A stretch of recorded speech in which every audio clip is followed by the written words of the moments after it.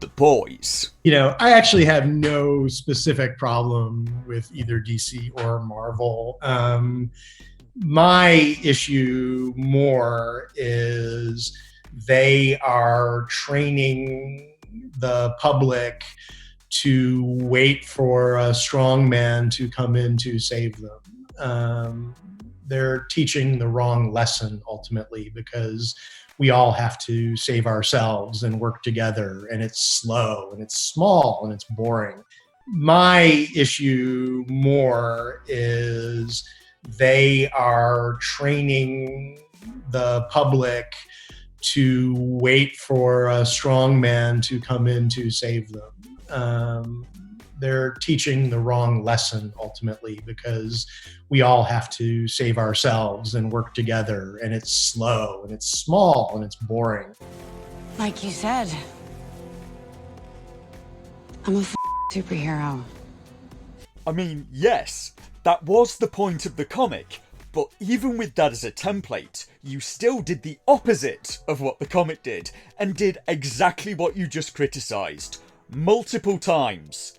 Welcome viewers, this weekend I'm going to try and be more balanced, and review two things from Amazon Studios, one good, one bad. For the good, I'll be looking at Reacher, and I'll leave a link below to the review for that. For the bad, Amazon Studios' The Boys. What is it?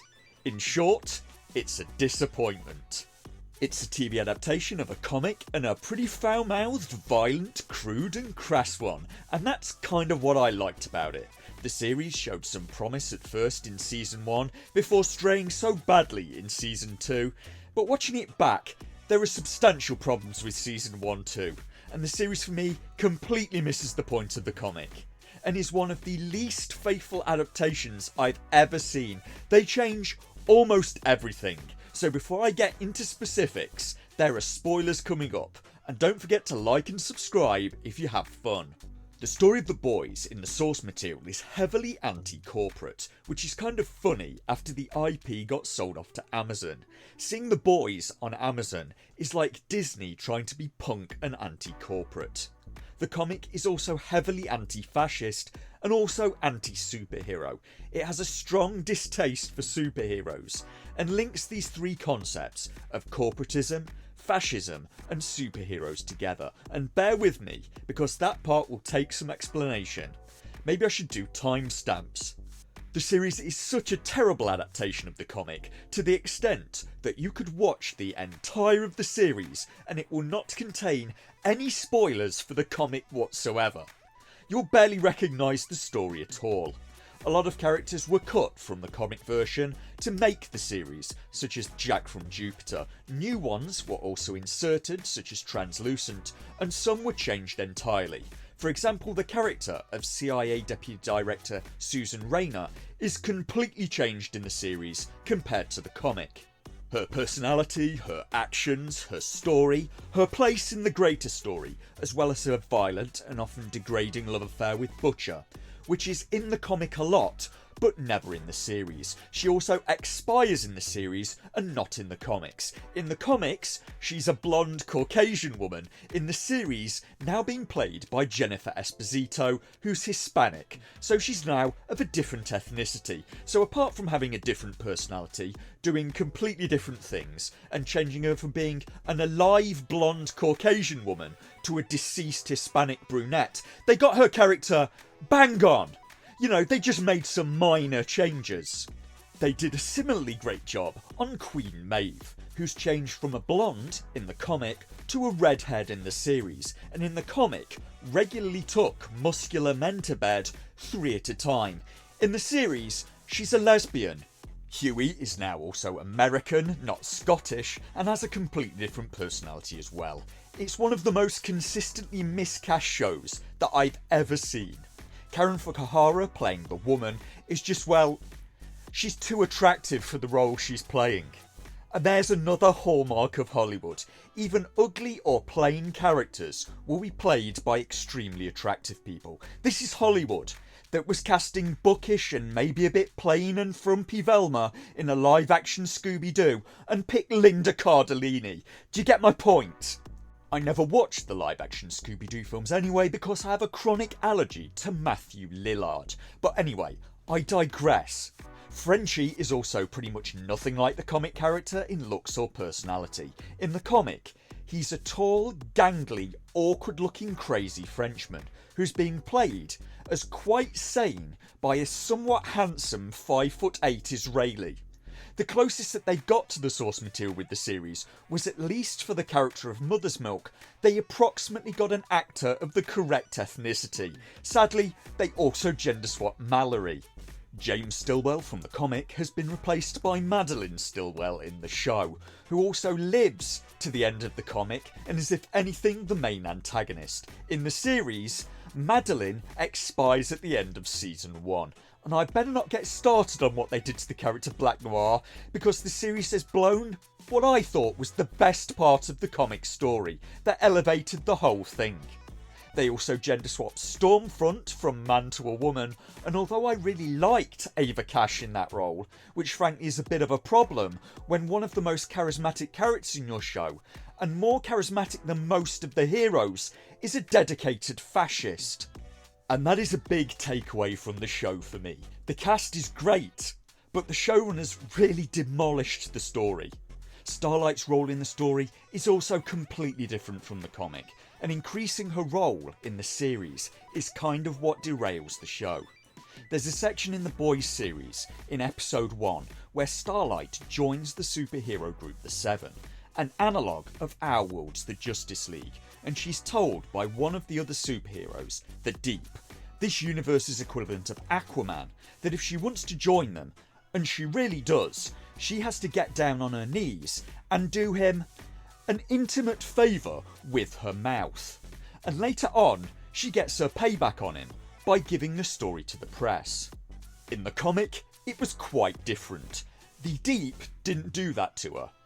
It was instead Homelander, A-Train, and Black Noir, and she never got any payback because she wasn't a hero in the comic.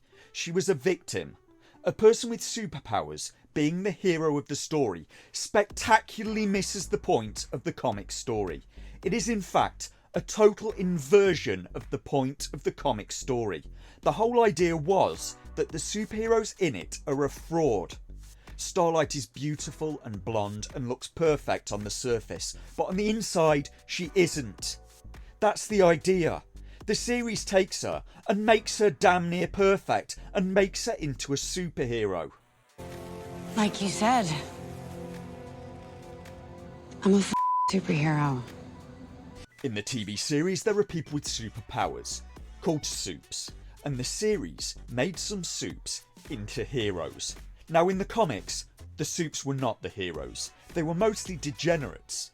Power-hungry bullies and narcissists. They were monsters. Or at the very least, they were deeply flawed. They were powerful, but power tends to corrupt, and absolute power corrupts absolutely. Or as Butcher puts it in issue 55 of the Boys comic, as the old saying goes, with great power comes the total certainty that you're gonna turn into a The Boys. And where was I last time when I left off? I was saying how the series had missed the entire point of the comic by making Starlight into a superhero. Like you said, I'm a superhero. In the TV series, there are people with superpowers, called Supes, and the series made some Supes into heroes. Now in the comics, the Supes were not the heroes. They were mostly degenerates. Power-hungry bullies and narcissists. They were monsters. Or at the very least, they were deeply flawed. They were powerful, but power tends to corrupt, and absolute power corrupts absolutely. Or as Butcher puts it in issue 55 of the Boys comic, as the old saying goes, with great power comes the total certainty that you're gonna turn into a And it was so nice to have the very real Carl Urban come and read that section for my video. And it was him. Thank you to the very real Carl Urban for doing that. And before you ask, no, it definitely wasn't me doing a voice. The Supes aren't more moral in The Boys. They're less moral. A lot less. It's a comic in which the superheroes are mostly the villains, and most of the heroes aren't good guys either. The comic was a dark reflection of the superhero genre that Amazon Studios turned instead into just another part of the superhero genre. And that is where the adaptation went badly wrong for me. They made some of the supes into heroes, and that totally misses the point of the comic. They were not heroes. They were mostly evil and utterly incompetent, and the ones that they made into heroes are Starlight and Queen Maeve, in what looks like a pretty blatant attempt to make the show more feminist. There is a quote from the Boys showrunner Eric Kripke in The Independent talking about some allegedly sexist remarks that Erin Moriarty, the Starlight actress, had received. He said, "As it turns out, you can dedicate an entire season of a television show to exploring how the toxicity of masculinity crushes and controls women, and seemingly a majority of the audience will still fail to employ the lessons learned, or worse, not have recognised there was a message at all." The issues we talked about in this season, like systemic racism and white nationalism, But female empowerment was not really a theme in the original comic. Quite the opposite, really.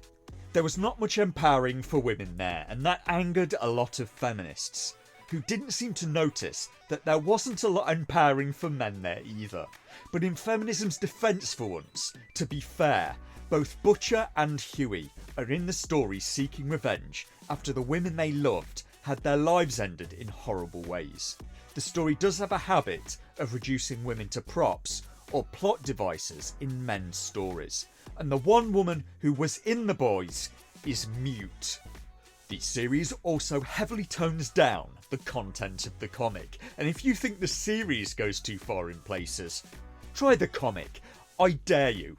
It is not for the easily offended, and there is a lot in there that I just can't put up on YouTube. Most of the characters in The Boys are lampooning famous superheroes. Homelander is Superman, Queen Maeve is Wonder Woman, Jack from Jupiter is the Martian Manhunter, and etc. And going into what the character of the Batman equivalent, Tech Knight, does in the comic would straight up get me banned from YouTube, I think. But how can I put it? Tech Knight has some problems with both his libido and impulse control. The Boys version of Charles Xavier of the X-Men, John Godolkin, yes, he has a strong interest in, let's call it, affairs with extremely young partners. The spiritual father of The Boys appears to be a Garth Ennis book titled Punisher Kills the Marvel Universe, in which, rather than falling victim to a gangland slaying, Castle's wife and children are instead killed when caught in the middle of a battle between the Avengers, the X-Men and some other heroes, resulting in the Punisher going on a revenge spree. And Butcher in The Boys is a pretty clear analogue of Frank Castle. Season 2 is where the series really lost me. When they wrote The Boys out of a key scene in the plot, one of the comic's better moments, where Butcher, Mother's Milk et al. Have a showdown with the overtly fascist character Stormfront to get revenge for the woman whom Stormfront had almost killed earlier. Gender swap Stormfront as she is in the series, and the fight was now being done instead by the woman, now not in a coma as she was in the comics, Starlight and Queen Maeve.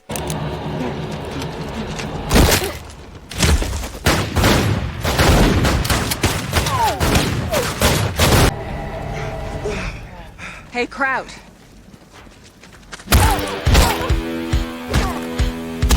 So what's wrong with that scene for me?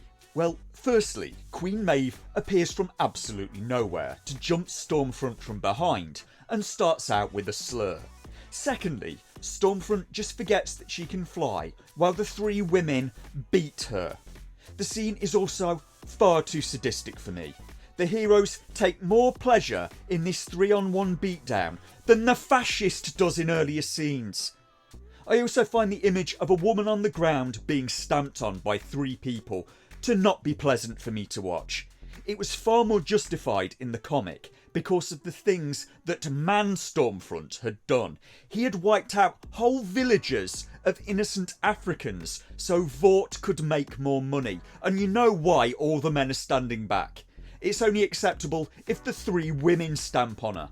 3 women stamping on her, fine. Men shooting her, fine. Men stamping on her, problematic. Work that out if you can. And I also didn't get the impression in the comic that the writers were getting turned on by sadism, like I did with the series. I'm not a pacifist. If something needs to be done, you do it. But you're not supposed to enjoy stamping on and kicking someone on the floor. You're enjoying this far too much, and it made me uncomfortable. And the boys were now merely spectators. And the fight was done by people who weren't even there in the comic version.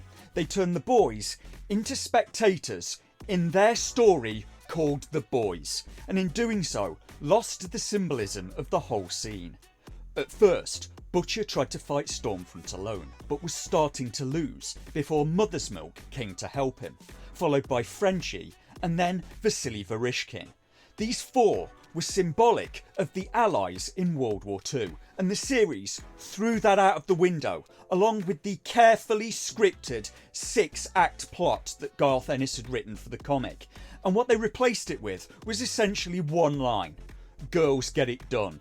Eat my shit, you nasty bitch! Girls do get it done. Topically, after my review of The Last of Us, The Boys was just another bait and switch, using an existing IP as a vehicle for current year American political propaganda. They took The Boys and made it more feminist, more LGBT, so that only makes The Boys and almost every other American series for the last 20 years. Listen, you got at least 3/4 of your life to go. That's 3 more lifetimes to you. So don't blow it. Stop it. Get some help. The Boys. And where was I last time when I left off? I'm confused at what the writers were even going for with the gender swap Stormfront. It's a striking look. She's from Portland and has the patented progressive woman haircut, and then turns out to be a concealed racist and fascist. Is that what they were going for? Because looking at all the pieces that they've laid out in the show, that's kind of what I'm getting.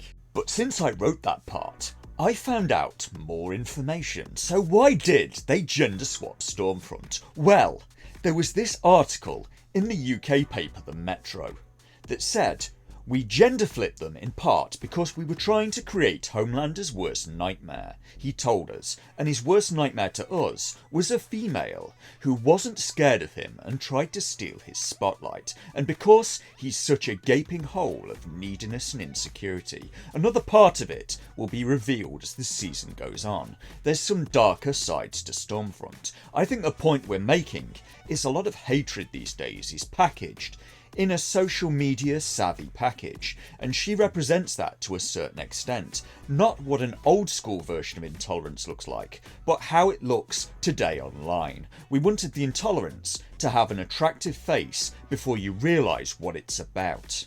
And while I was writing this review, I think I finally understood it, and it's a screw up on every level from the makers of the Boys series. When they gender swapped Stormfront, I think that they wanted to reference the male Stormfront, and that is why they shaved half of her hair in an undercut style that was popular with soldiers in the Wehrmacht in World War II. And they were probably working off of this image of male Stormfront from the comic, with the slight problem that that picture of him was from World War II. He didn't have that haircut in the current year. It'd be a bit obvious. He also dropped the cape with, let's say, a strong theme of 1940s Germany's flag. It also didn't work because of the gender swap, and because women didn't dress like this in 1940s Germany. The clothing for women then was very trad. Instead, in photos, the women of that period were mostly wearing floral dresses or a dirndl. I honestly thought that they were trying to reference Antifa with that look, or an American progressive, or Tilda Swinton, because that's what it looks like to me.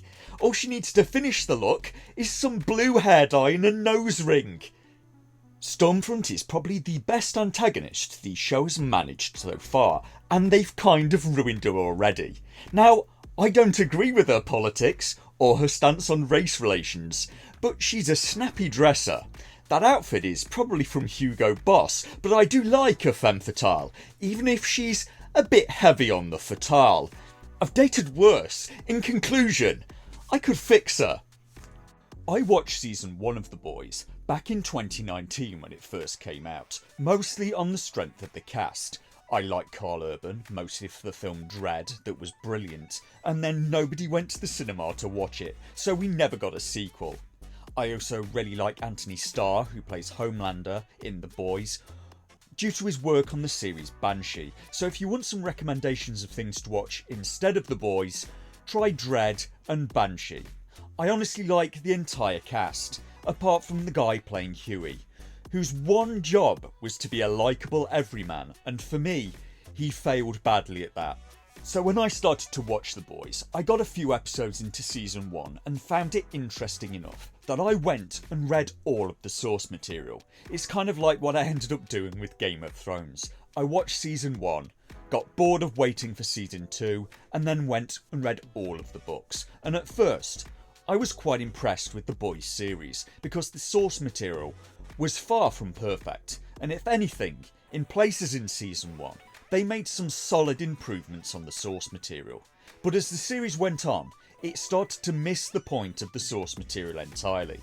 The link between superheroes and fascism is a pretty easy one to make, because within fascist doctrine is the idea of the Superman, deriving from the writings of Friedrich Nietzsche and his 1883 book, Thus Spoke Zarathustra.